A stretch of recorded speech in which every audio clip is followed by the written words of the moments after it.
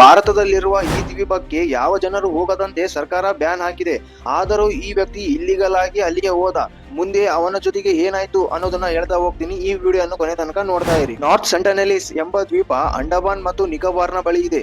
ಇಲ್ಲಿಯ ಜನರು 6000 ವರ್ಷಗಳಿಂದ ಪ್ರಪಂಚಕ್ಕೆ ಸಂಬಂಧನೇ ಇಲ್ಲದ ಹಾಗೆ ಸಪರೇಟ್ ಆಗಿ ಬದುಕುತ್ತಿದ್ದಾರೆ. ಅಲ್ಲಿಯ ಅವರ ಮಾತು ಹಾಗೂ ವೇಷಭೂಷಣಗಳು ನಾರ್ಮಲ್ ಜಗತ್ತಿನಿಂದ ಬೇರೆನೇ ಇವೆ. 2004ರಲ್ಲಿ ಅಂಡಮಾನ್ ಮತ್ತು ನಿಕೋಬಾರ್ ದ್ವೀಪಗಳಿಗೆ ಸುನಾಮಿಯಿಂದ ತುಂಬಾ ನಷ್ಟ ಉಂಟಾಗಿತ್ತು. ಆಗ ಈ ಸೆಂಟನೆಲೀಸ್ ಜನಾಂಗದವರು ಹೇಗಿದ್ದಾರೆ ಎಂದು ನೋಡಲು ಭಾರತ ಸರ್ಕಾರ ಹೆಲಿಕಾಪ್ಟರ್ ಅನ್ನು ಅಲ್ಲಿಗೆ ಕಳಿಸಿತ್ತು.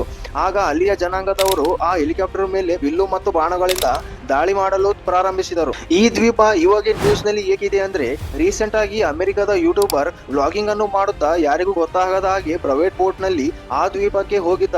ಅಲ್ಲಿಯ ಜನರಿಗಾಗಿ ಡೈಟ್ ಕೋಕ್ ಅನ್ನು ಕೂಡ ಒಯ್ದಿದ್ದ. ಅಲ್ಲಿಯ ಆದಿವಾಸಿ ಜನರು ತಮ್ಮ ಜೀವನದಲ್ಲಿಯೇ ಈ ಡೈಟ್ ಕೋಕ್ ಅನ್ನು ಕುಡಿದಿರಲಿಲ್ಲ. ಇವಾಗ ಕುಡಿದರೆ ಅವರು ಅನಾರೋಗ್ಯಕ್ಕೆ ತುತ್ತಾಗುತ್ತಾರೆ. ಹಾಗೆ ಅಲ್ಲಿಯ ಜನ ವ್ಯಾಕ್ಸಿನೇಟೆಡ್ ಕೂಡ ಇಲ್ಲ. ನಮಗೆ ಮತ್ತು ನಿಮಗೆ ಆಗುವ ಆರೋಗ್ಯ ಸಮಸ್ಯೆಗಳು ಅವರಿಗಾದರೆ ಗುಣಮುಖ ಆಗುವುದು ತುಂಬಾನೇ ಕಷ್ಟ.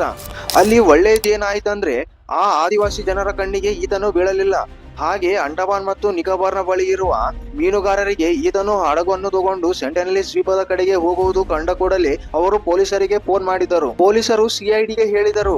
ಸಿಐಡಿ ಅಂದ್ರೆ ನಿಮ್ಮ ಟಿವಿಯಲ್ಲಿ ಬರುವ ಸಿಐಡಿ ಅಲ್ಲ, ರಿಯಲ್ ಆದ ಸಿಐಡಿ. ಆಗ ಸಿಐಡಿ ಅವರು ಹೋಗಿ ಈತನನ್ನು ಅರೆಸ್ಟ್ ಮಾಡಿದರು.